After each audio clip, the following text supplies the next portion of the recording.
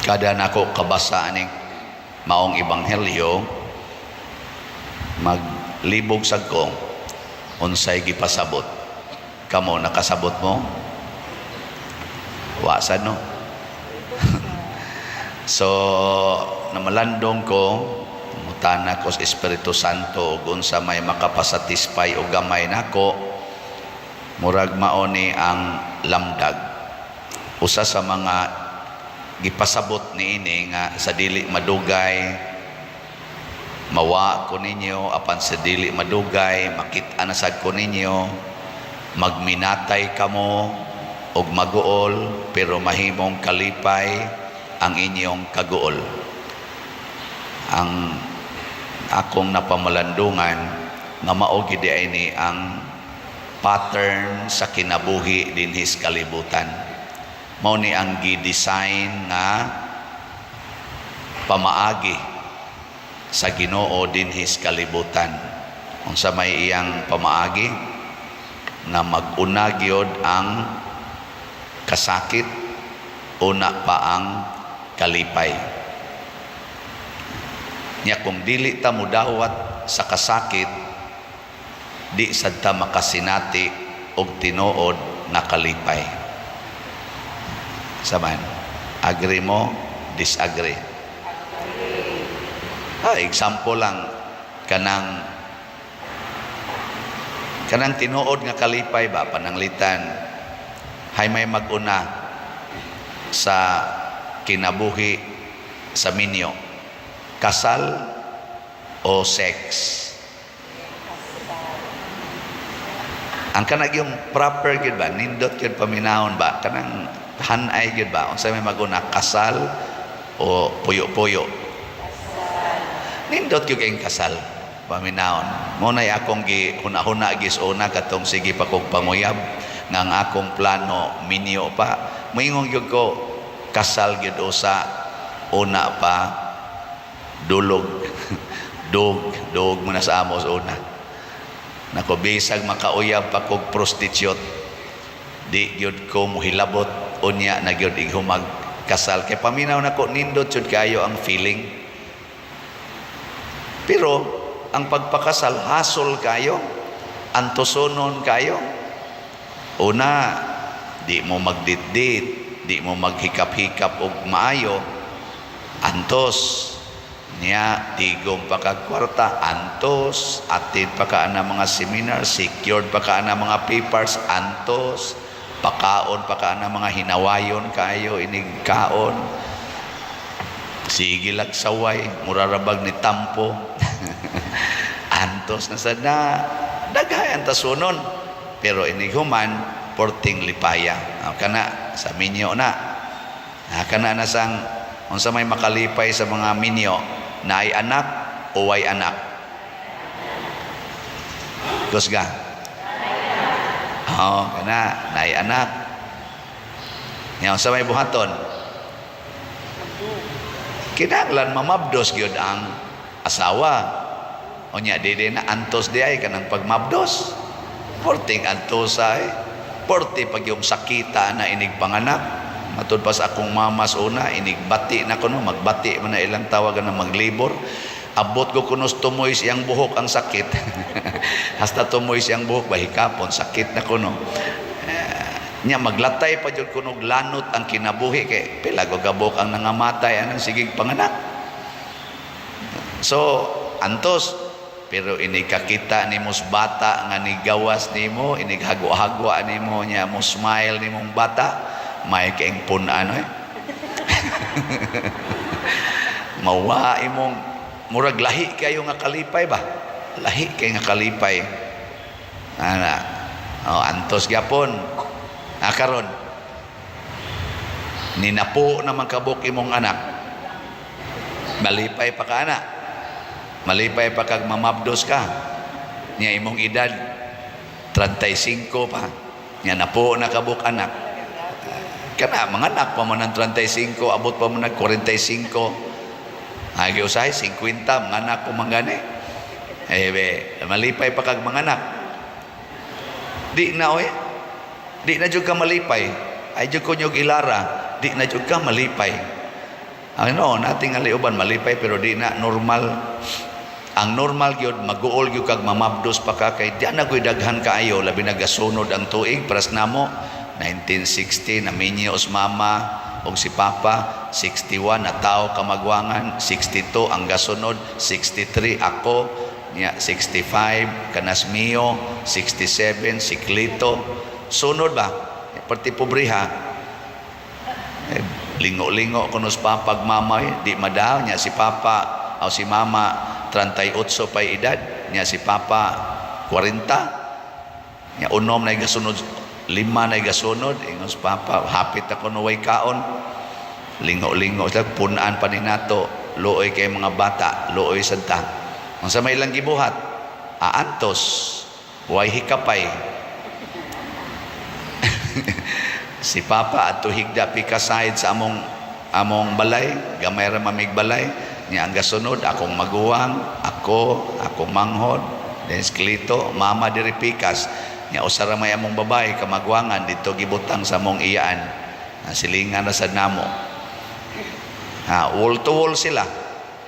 Kay magsikit kuno sila basin na sad kunog na sa sunod manghod. Lagyo. Nya ang sabot way labangay sa mga bata. Si mama magako sa kamanghuran, si papa magbukot magbanig, mo na iyang habol, ang banig ba nga dako pilon niya ang pikas higdaan, ang pikas mo ibukot, iapil niya og sud sa banig ang akong maguwang katus Pedro kananaan paralyzed ron. Iapil niya og sud ba ako in town ma-outside ko sa banig. Nya sige mamigtabi ni Pedro ingnon deming papa, sud na dire. Igsod ng Pedro maglagot nakoy katabi. Natuog na ta, sud na dire. Pero nagod to pa dagon. Nya pagkadako na nako ngano man to pa nga imo magyong isod si Pedro's banig. Ingos papa, kita biyang laki mingaon biya gitaan ng atong asawa. Niya ang akong nahuna ato inigabli na kus banig mumatas Pedro mabadlong ko. Ning kamot gyud papa ba nga di gyud siya maka hatag naglaing anak pero wa magamit og kondom, wa magamit og pills, wa magamit og ligation. Antos ang gigamit. Antos. O di lipay kayo kay nabuhi mi nila bisag pobre. Karon kusog na kay mangulikta ang usa. Di ba? O basig napunan pating itog daghan basig. Wa sa tingali. Akong point ba? Antos usa, una pa ang kalipay. Ang kalibutan karon mitudlo og binali. Unsa may gitudlo sa kalibutan? Likay ang pag-antos, pangitaa gyud ang kalipay. Kinahanglan lipay kanunay. Mao na gitudlo sa kalibutan ron. Hay mainyong sundon ang pamaagi ni Kristo o pamaagi sa kalibutan. Kinsa ninyo dinhi ang magsigig pangitag pag-antos kay nahibaw mo nga humag-antos na ay kalipay ta sa ngamot. Kanang mag-ampo gid ba Lord tagai kog pag-antos aron ko malipay. Tanawa di ba wa kabinuang man na pader. Mao may pattern, mao may pattern sa Ginoo. Antos una pa ang lipay. At tanawar gud ang mga sugo ni Hesus kanang 8 beatitudes ato pa 8 ka paagi aron ta malipay. Happiness ba? The ways to happiness. 8 man na iyang gisulti. Matthew chapter 5 verses 1 to 12 man siguro na. Basahan ninyo. Di ba pirming gauna ang kasakit, una pa ang kalipay. Iyagid ng pattern. Ingos Kristo, bulahan kamong mga kabos, kay inyo ang gingharian sa langit. Ang gingharian sa langit, kalipay nga way katapusan. Pero ang unahon nimo, kinahanglan mahimo kang kabos. Muna ang tanan nga gasunod sa Ginoo, ang mga apostoles, ang mga santos, bisan ang mahal nga Birhen Maria, nagpuyo yun sa kakabos, una pa sila nakasinati sa langit nga tinud-anay. Ang gasunod bulahan kamong nagsubo, kay lipayon kamo sa Dios. dili talipayon sa Dios kung dili ta magsubo. O yan na sinang gisulti diri, maghilak kamo og magminatay apan mahimong kalipay ang inyong kaguol. Lahi yung pattern ng Ginoo, no? Pananglitan, niuban na ni akong buhok. Unsa man ni antos dili? Oy. Antos, oy. Kabati na ni akong naong. Nisamot. Og ako ning pakuluran, mubatan-o ni akong naong. No? Sakto ba? Oh, batano niya. Lipay na kayo ko. Bataan na kog naong. Mura man kog 16 years old. Pero inignaog na ko sa hagdanan, akong tinagsaon og tikang. Kay sakit namang tuhod. Na di na magparis ang naong ug ang tiil. Pero karon ako ning giantos, mga napo na ko katuig aning antos. Ang sa may resulta, lipay na kay ko nga magtan-aw sa akong naong nga nagbalanse gikas babaw nga ris ubos diri tiguang og naong, ang linaktan tiguang sad. Di pares nayuban nato dinhi bata kay naong kay gipainat ang kunot, gipainat nya gipakuluran ang buhok, bata kay naong pero tiguang kay linaktan. Maglibog ka, mura mo ni siya masakiton.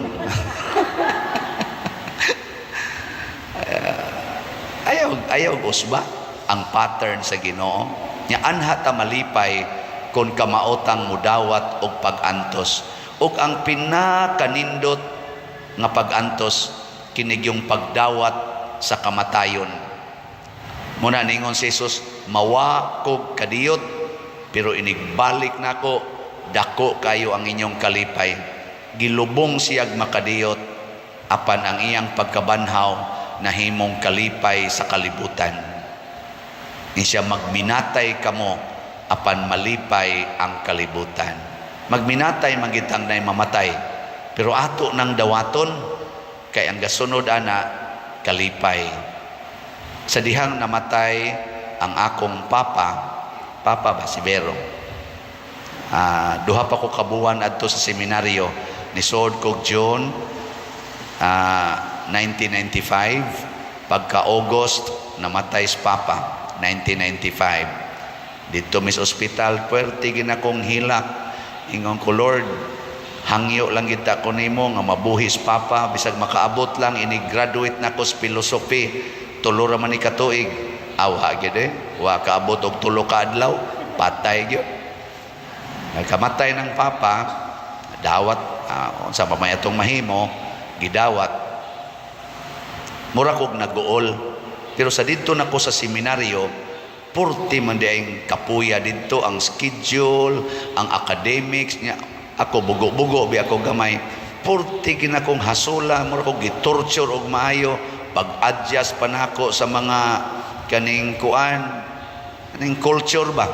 Kay ako 31, ang akong mga classmate, ang edad mga 18, 17, 19, lisod kayo may mag-abot. So mo-adjust pa ko, pressured pa. Nya, duha biya to akong paralyzed, si Pedro o si Papa. Usa na lay paralyzed, kaya namatay mas Papa. Porti na kong pasalamat sa Ginoo.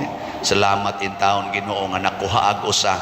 Kay og magsigi paghasol dito, duha ka masakiton, ako ra bagyapoy kontakon, ako gyapon diri gyapon sila magsigi konsulta nako hangtod karon ari lang gyapon ako gikuhaan des Ginoo og usa aron dili ko ma-pressured kay nagdungan pa to na patay ko.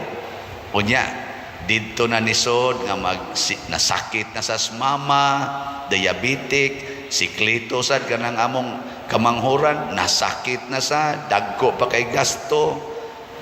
Ana ba? Ag nagdungan pa to niya na pas Papa, makakonsentrate ka ako sa seminaryo, basig mo gawas ko. Karon may nakay ko kinabuhi. Nyalain pag yung asit atong pagkamatayng Papa, kay pag-abot na ko dito UST, dito man ko ga theology.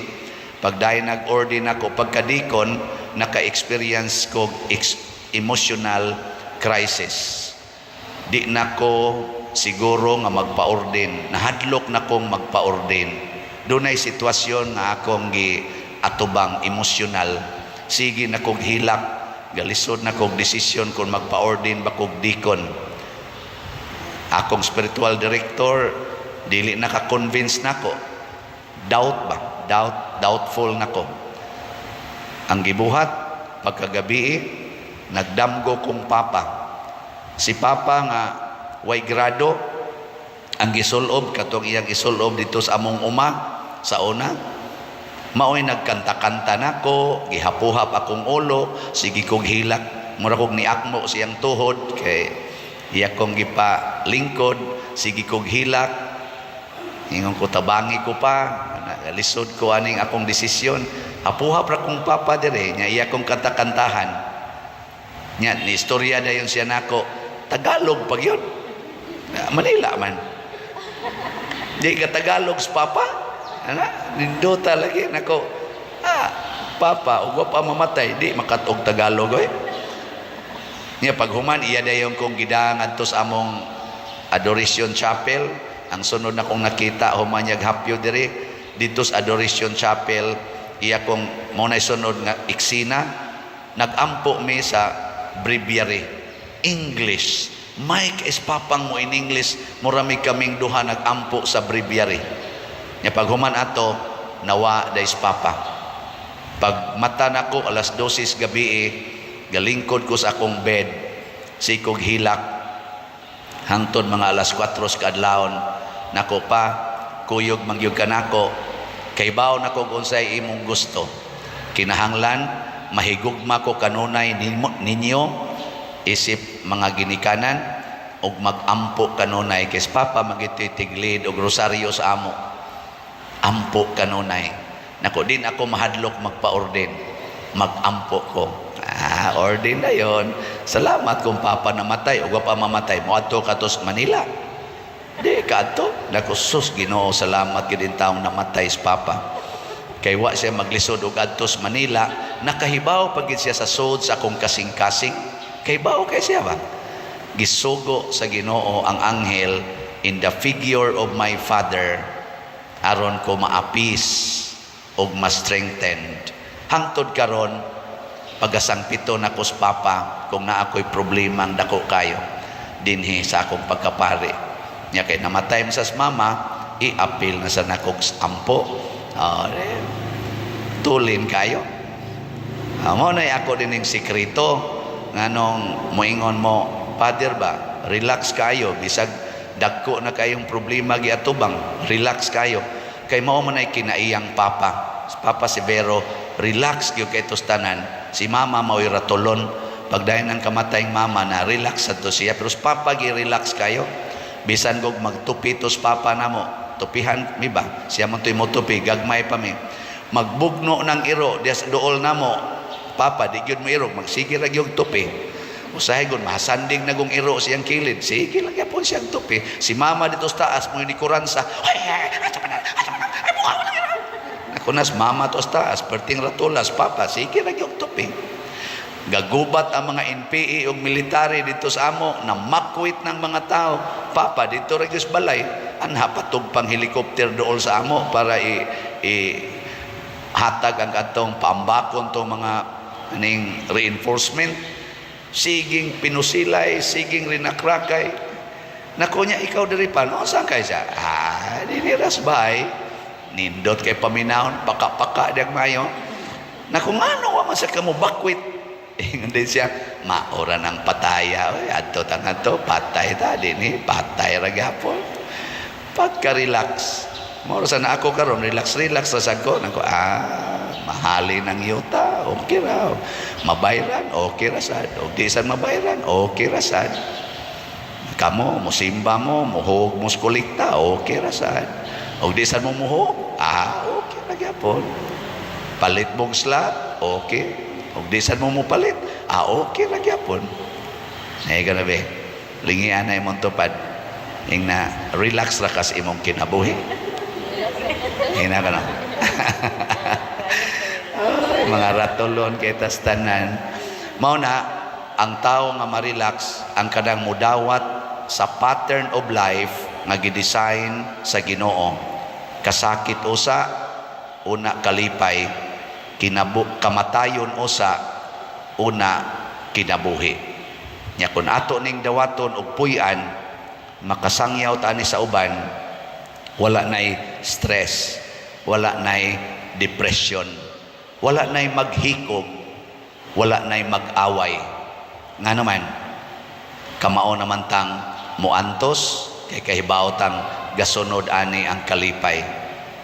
Nya di ta mahadlok mamatay, kay kahibaw ta nga death is the way to eternal life.